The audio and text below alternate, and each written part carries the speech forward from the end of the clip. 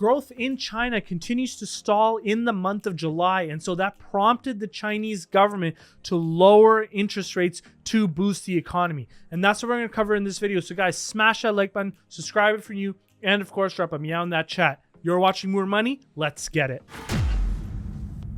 What's up, guys? And this is news that came out a week ago, so it might be old for some of you, but I do know that there's a lot of you that watch this channel and this may be new news to you. And so I do want to cover it and explain what the implications could be. So you can see here that the Wall Street Journal did report that growth in China did slow on all fronts, which prompted the unexpected rate cut. And remember that we did not expect any stimulus for the remainder of the year because China did back away from their GDP growth estimates, but here we go. Now, one of the things that has been largely under discussed, but I have discussed on this channel multiple times, is that there is a youth unemployment epidemic right now happening in China. And you have a record number of people who are in school right now, university level, that are graduating and they're not finding jobs. So it's creating an environment where confidence in the CCP is waning a little bit, which is terrible for them right now because President Xi is moving into his election season. Now, the article did go on to say that a raft of data that was released showed that economic activity slowed across the board in July,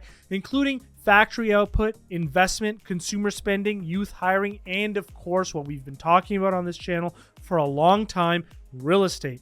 And so economists do say that this move will probably not do much to spur more borrowing by households and businesses who are already on the edge over the threat of fresh disruptions from their persistence to their zero COVID policies. And so what you really have in this environment are people are just not confident in the policy that the government has taken. And so instead of investing in businesses, they're just not investing at all. Consumers are stocking up just in case they do get put into lockdown. And so they're not buying things that they would otherwise buy because they're just focusing on necessities right now, which is horrible for the growth of an economy. And this is why you're seeing the economy continue to come down. And just a little bit more details on here. So the 1-year medium-term lending facility has declined from 2.85% to 2.75%. But of course, you can see at the bottom, this was actually an article from Barrons.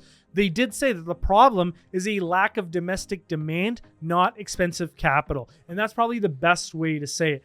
People are just not out buying the same way that they would have if they didn't have these sporadic zero COVID related lockdowns. Even Shanghai, which is now out of lockdown, there's still ghost neighborhoods and ghost areas and shopping centers where things just haven't opened back up completely. And so the situation is pretty dire right now. And here's an article that was put out by Barrons, and this is the one that is most telling because I do believe that the COVID restrictions and the property challenges have launched a solid 1-2 punch on the economy. And I do believe, and I've been saying this for a long time, more intervention is necessary. They have the ability to do it because their inflation levels are low. And so I do believe that they're going to have to do it. And I do believe that although economists are saying that it's probably not going to help, and I largely agree with them, I do believe that there's the potential for significantly lower rates, so going lower than where they currently are, could help the property market, but a developer bailout is still likely needed to ensure previously home units are sold. And here's why I believe that a developer bailout is needed. Home sales and prices are dropping across many cities across the country after rising for years, and I do believe that the damage is spreading like they illustrated in this article. And so home sales of apartments have slumped for 13 consecutive months on an annualized basis. Now, right now, most banks are saying that they should be able to absorb the losses, making a financial crisis unlikely for people who've decided to potentially not pay their mortgages. And you guys might be aware of this because there have been a lot of news articles about people saying that, look, we're not going to pay our mortgages if we haven't received our apartments. But note that Bank of America is forecasting that approximately 9% of the housing floor space that was pre-sold in 2020 and 2021 risks not being completed on schedule because developers' financial troubles. And so I do believe that a developer bailout is necessary, and the grow at all cost mentality in the property development market has come back to create very difficult challenges for the country. And so this could actually be a bull case scenario for people that are already invested into the Chinese economy, because all signs are pointing to an extraordinary amount of government stimulus aimed to solve the demand problem and to solve the property development problem. But you get zero upside to the shares of the companies in the Chinese economy until you flat out just get rid of the zero COVID policy, which I just don't think they're going to do before any elections. Now, if you were wondering what I meant about when I said growth at all costs, notice that in this article, they state what happened. So a big source of pain from the dwindling revenue from pre-sales.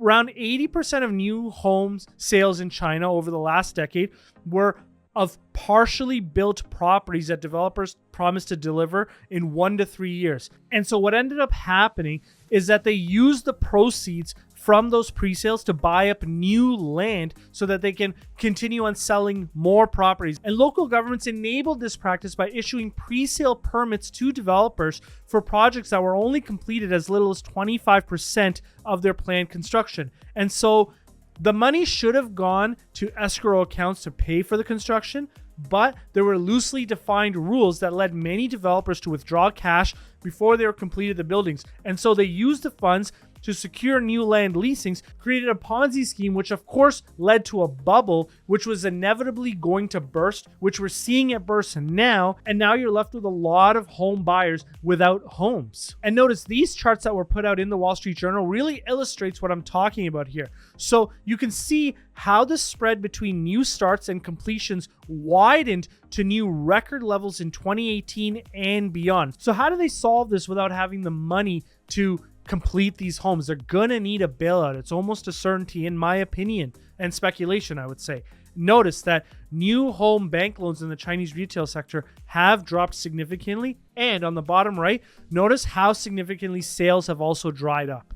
And of course, instead of the federal government bailing out the property developers, they've pushed it onto the cities. And so local governments have tried to entice home buyers to purchase more homes with tax rebates, cash rewards, and lower down payments, but that's not working. But like I've said, central government policymakers have refrained from any broad real estate sector bailout, repeating their mantra that houses are for living in and not for speculation. They have instead tasked local governments with addressing the concerns of home buyers and making sure that unfinished property projects are completed. However, all you've done here, in my opinion, is kick the can down the road.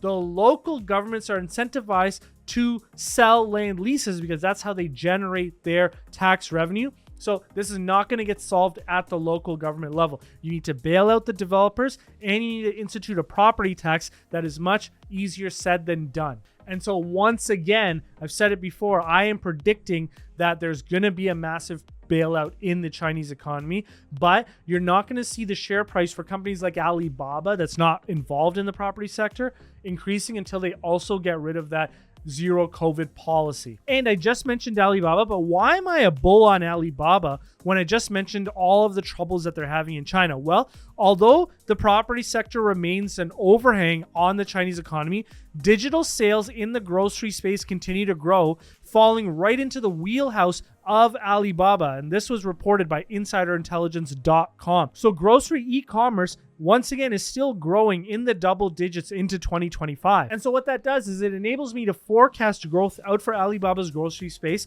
which is the biggest bull in my valuation. Plus, in addition to that, I get for free their cloud business and all of their other speculative businesses or bets that they have on new and emerging opportunities for, once again, for free. And where does Alibaba stack up relative to all the other opportunities that the Patreons see? Well, you can see here, this is the tracker that the Patreons get access to. I've blacked out all the other opportunities, but notice that Alibaba right now at $94 per share is the cheapest stock from a share price as a percentage of their intrinsic value. And so it's a wonderful opportunity, and this is why I have doubled down on the space. Now, if you want access to that Alibaba model and the tracker, you can get access to all of that at the lower tier of the Patreons. Now, also, I just put out a video on why the CCP just lowered their target from their 5% GDP growth rate this year to no target at all. And I actually linked that video for you right here.